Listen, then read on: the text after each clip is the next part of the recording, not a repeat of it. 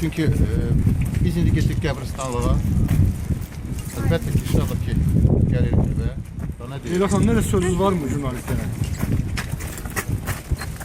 Я выступая на суде сказала, что из меня сделали лагерную пыль. Нам не дано предугадать, как слово наше отзовется. И вам прощение дается, как нам дается благодать. Özünüzü necə hiss edirsiniz Leyla Hanım? Как лагерная pыль. Siz necə qiymətləndirirsiniz qərarı məhkəmənin? Фантастика. İncitmedi. Ona həkimlər dedi ki, yatmalıdır. Balaca üstüne gelsin bir-iki gündən sonra danışar həyatdan.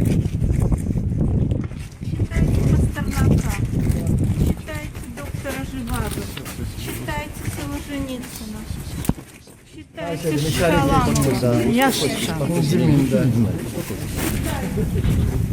Yok hiç biri.